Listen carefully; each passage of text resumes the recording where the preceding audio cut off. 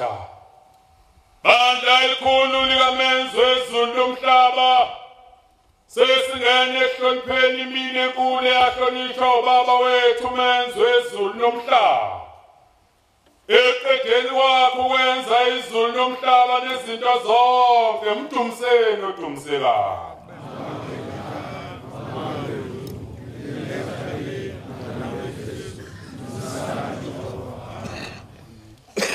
Esabenu Jehova zukulwane ngezizukulwana nigcine imithetho yakho nilobela yona uJehova ngenceku yakho Moses uze kudumisa kwenu kwamukeleke Thixo ebukhosi ukuba umani ngamdumisi ngemithetho yakhe akakuyamukela imithandazo yino akasoza nehlisela isibusiso uma ningayilaleli imithetho yakhe nigcine. Ngiyancenga zizukulwane ngegama likaJehova inkosi gcinani imithetho kaJehova. uJehova umalusi wami angiweswela mina senziwa sakhe uyangelusa ebusuku nasemini uyavumela indlebe zami ukuphatha igama lakhe uyabuyisa umphefumulo wami ekulahlekeni kwawo angiholele ezindleleni zokulunga ngenxa yomsawakhe. Noma ngihamba esigodini sethuzi lokufa ngiwesaba okubi ngokuba isihlangu sikaJehova siyawungivikela ngenxa yomsawakhe. Uyena wendlala isithebe somsawakhe ebusweni bami wangijabulisa phambi kwezitha zami wagcoba ikhanda lami ngamafutha indebe yami yachicima. Impela okuhle nomsaba kuyangilandela imihla yonke yokuphila kwami. Ngiyahlala endlini kaJehova kuze kube sekupheleni kwey'nsuku zami. Khumbula-ke ukuthi namhla wenze isivumelwano noJehova uNkulunkulu wakho sokuthi uyahlala endlini kaJehova kuze kube sekupheleni kwey'nsuku zakho. Ungaphuthi ukumkhonza uJehova uThixo wakho ngale mini avuse ngayo ebuthongweni obe ulele ungenalazi lokuthi uzobuye uvuke yini. Umkhonze ngayo yonke inhliziyo yakho nangawo wonke umphefumulo wakho ongokaJehova.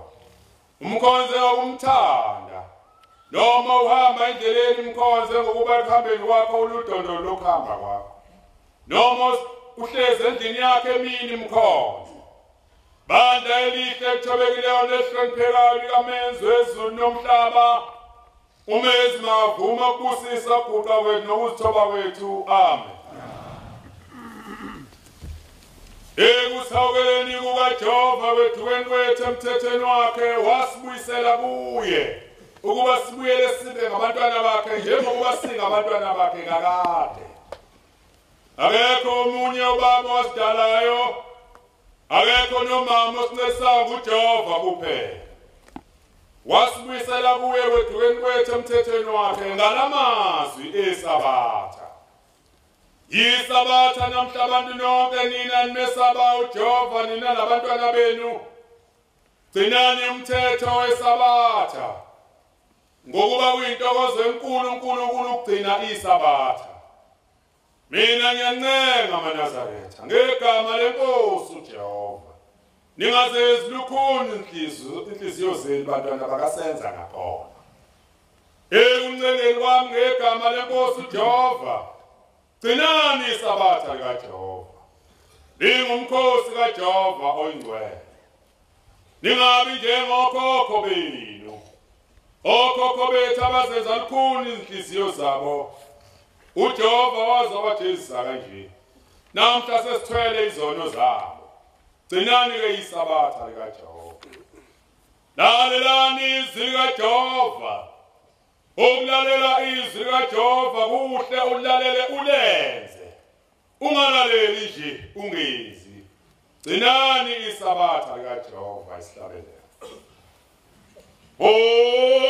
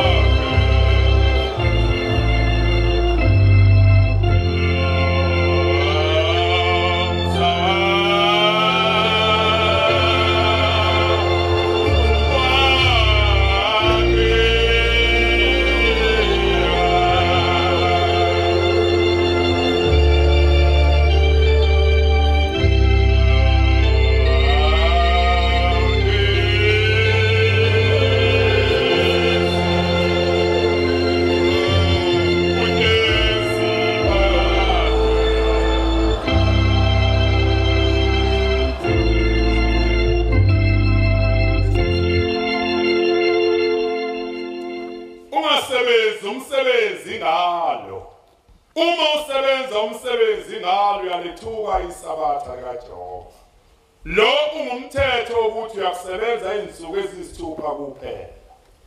Ngosuku lwesikhombisa usuku lokuphumula wena nabendlu yakho. Lungumkhosi kaJehova oyingcwele. Olokudumisa uJehova kuphela. uNkulunkulu uyathokoza kakhulu ngabagcinayo usuku lwesikhombisa. uNkulunkulu uyabathanda abagcina isabatha ligcineke nawe kanye nabendlu yakho bonke. Lapho bebuthene khona begcina isabatha kababheki ngamehlo akhe. Ubabheka njengomakoti ehlonipha umyeni wakhe.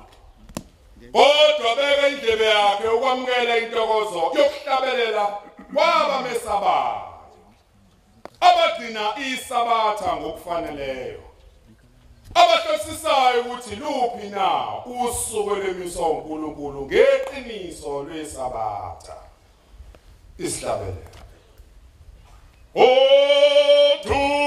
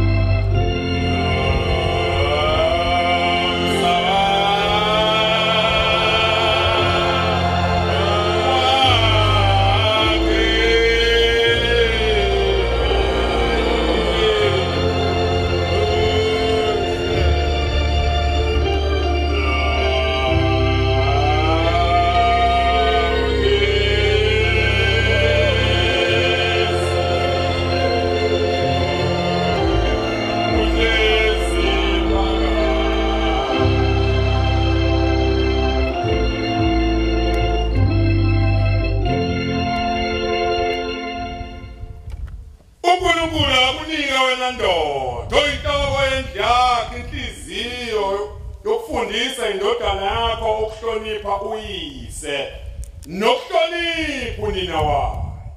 Uze isono songahloniphi kwayo abazali bayo singabizwa phezu kwakho. uNkulunkulu akunika wena nkosikazi oyinhloko yendlu yakhe inhliziyo yokufundisa indodana yakho ukuhlonipha uyise. Ngokuba lithi lizwi indodana engahloniphiyo uyise ayibulawe. Uma wena nkosikazi ungayifundisanga kahle indodana yakho isono sokweyisa uyise siyobizwa esandleni sakho. Uma ndoda ungayifundisanga kahle indodana yakho ukuhlonipha wena mzali wayo nonina wayo igazi lesono sokweyisa kwayo abazali bayo lobizwa esandleni sakho. uNkulunkulu akunika wena ndodana yami inhliziyo yokulalela izifundiso zikayihlo zokuthi ungamqhubekisi umakhelwane wakhe entweni yakhe. Lokho kusho kungukuthi ungaboyifisa intombi eseyiganile omunye umuntu. Ungayibheki nokuyibheka isono esibi leso. Lalela kahle ndodana yami ukuhlonipha uyihlo nonyoko kwandisa insuku zokuphila kwakho emhlabeni. Ilokhu ungasekho ixhego emzini wakho nifa nibancane ngokuba niqina umthetho wokuthi hlonipha uyihlo nonyoko. Bangaze basho ukuthi azizalanga lutho. Uma uyihlo nonyoko beke bakusola kuyiqalekiso lokho. Ndoda hlonipha uNkulunkulu ezinsukwini zokuphila kwakho. Yenelisa umthando umkakho. Ungaqhubekisa inhliziyo yomakhelwane wakho emzini wakho. Ungamfiseli okubi umakhelwane wakho emzini wakhe. Ungacabanga ukukhipha umphefumulo womunye umuntu.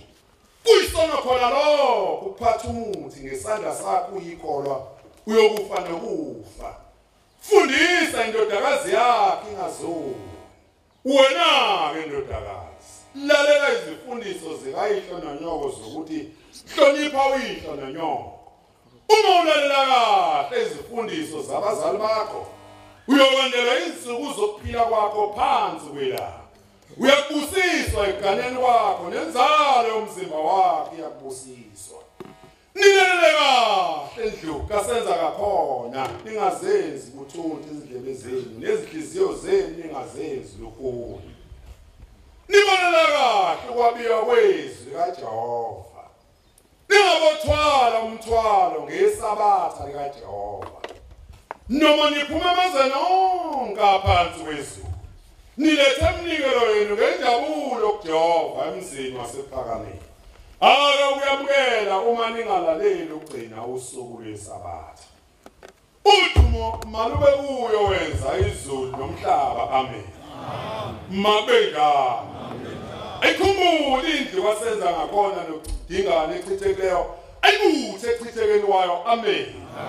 Makenze njalo wenza izulu nomhlaba phakathi. Amen.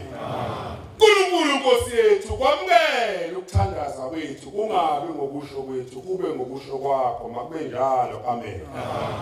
Sihlabelele. Bazuna